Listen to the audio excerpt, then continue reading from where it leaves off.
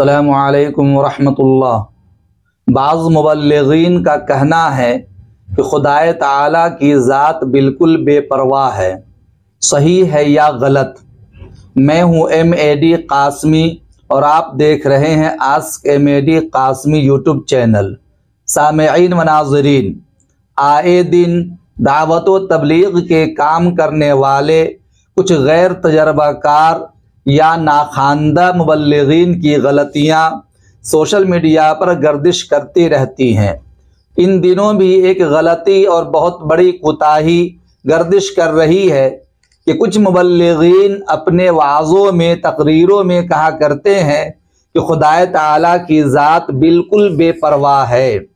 وہ چاہے تو ایک نقطہ میں بخش دے اور چاہے تو ایک نقطہ میں جہنم بھیج دے، اور یہ بات اس طرح سے کہتے ہیں جس سے لوگ یہ سمجھتے ہیں کہ نعوذ باللہ خدا تعالیٰ کے یہاں کوئی طے شدہ قانون نہیں، بلکہ یوں ہی اناب شناب بے تکے طور پر جو چاہتے ہیں کر دیتے ہیں۔ اس قسم کے مضامین سننے سے اکثر لوگ بالکل مایوس ہو جاتے ہیں اور عبادت و ریاضت سب چھوڑ دے بیٹھتے ہیں، اس لیے کہ وہ ڈرتے ہیں کہ خدا جانے کس نقطہ اور معمولی سی بات پر اچانک پکڑ ہو جائے اور ساری محنت برباد ہو جائے۔ اسی طرح اکثر لوگ خوب جی بھر کر معاصی کا ارتکاب کرتے ہیں، گناہوں کو انجام دیتے ہیں، شراب پیتے ہیں،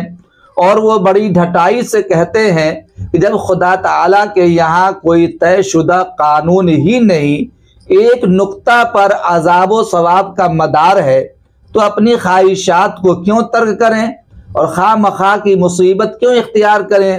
ممکن ہے اس میں سے کوئی نقطہ پسند آ جائے کہ اس پر نوازش ہو جائے۔ حضرات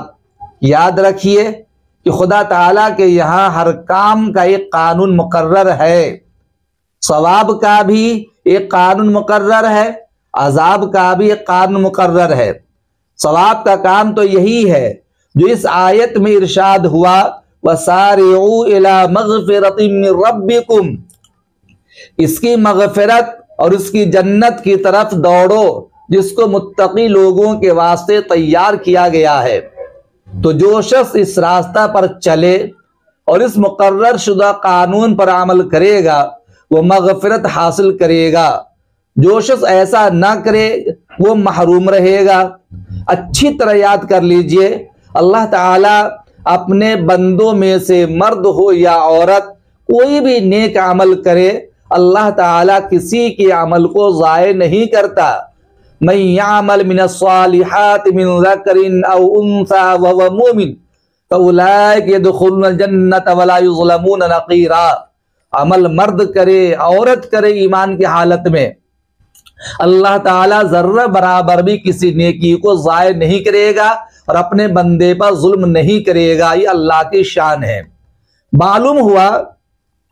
کہ مغفرت کا حاصل کرنا ہمارے اختیار میں ہے،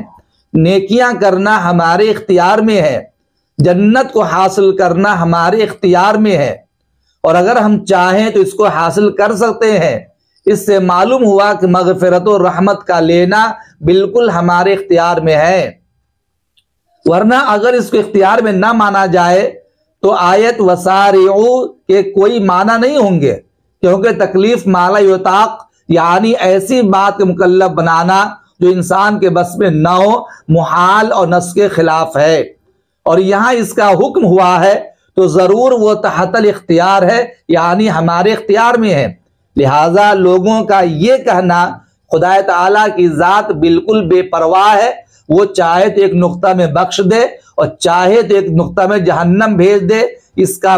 مفہوم الگ چیز ہے، اور اللہ تعالیٰ نے بندوں کی کامیابی کو ان کے اعمال پہ رکھا ہے، ایمان پہ رکھا ہے۔ اگر ایمان کی حالت میں بندہ نیک اعمال کرے اللہ تعالیٰ اس کے اعمال کو ضائع نہیں کرے گا۔ مَن يَتَّقِ اللَّهَ يَجْعَل لَّهُ مَخْرَجًا وَيَرْزُقْهُ مِنْ حَيْثُ لَا يَحْتَسِبُ،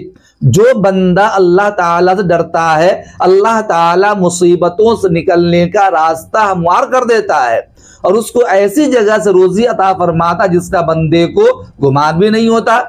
وَمَن يَتَوَكَّلْ عَلَى اللَّهِ فَهُوَ حَسْبُهُ، جو اللہ کی ذات پہ بھروسہ رکھتا ہے اللہ اس کا کارساز بن جاتا ہے۔ اب آپ اندازہ لگائے کہ جب اعمال اختیار کرنے پر اللہ تعالیٰ ڈرنے پر انعامات ہیں تو یہ کہنا کہ اللہ تعالیٰ بندے کو جہنم میں بھیج دے گا یہ کہیں سے کہیں درست نہیں ہے۔ اللہ تعالیٰ تمام چیزوں پر قادر ہے، اللہ قادر مطلق ہے، ان اللہ علی کل شیء قدیر، اس پر ہمارا ایمان ہے، لیکن اللہ تعالیٰ کے یہاں طے شدہ قانون ہے جو بندہ نیک عمل کرے گا ان اللہ لا یضیع اجر المحسنین، اللہ تعالیٰ نیک عمل کرنے والے، احسان کرنے والے، کار خیر کرنے والے کے عمل کو ضائع نہیں کرتا ہے۔ اب یہ بات سمجھ میں آ گئی تو اب یہ کہنا اور بندے کو بھٹکا دینا اعمال سے یا گناہوں میں مبتلا کیے رہنا یہ کہیں سے کہیں درست نہیں ہے۔ اگر بندہ گناہ کرے گا تو اللہ تعالیٰ گناہ کی وجہ سے عذاب دے گا، اگر کوئی نیک عمل کرے گا اللہ تعالیٰ نیک اعمال کی وجہ سے اس کے لیے اجر و ثواب عطا فرمائے گا۔ اس لیے آپ دنیا کی کسی باتوں پر دھیان مت دیجئے، اللہ کی عبادت و ریاضت میں لگے رہیں، اللہ کی رضا جوئی کے لیے اعمال کریں اور گناہوں سے بچیں۔ اگر گناہ سے بچنے کا بھی اگر آپ نے ارادہ کر لیا تو بھی اللہ تعالیٰ اس پر اجر عطا فرماتا ہے۔ اس لیے میرے دوستو ہمیں کسی اور لوگوں کی باتوں میں بھٹکنے کی ضرورت نہیں۔ اگر کوئی بات سمجھ میں نہ آئے تو اپنے مقامی علماء کرام سے سمجھنے کی کوشش کریں۔ اللہ تعالیٰ بہترین سمجھ عطا فرمائے، لوگوں کو کار خیر اختیار کرنے کی توفیق عنایت فرمائے۔ السلام علیکم ورحمۃ اللہ۔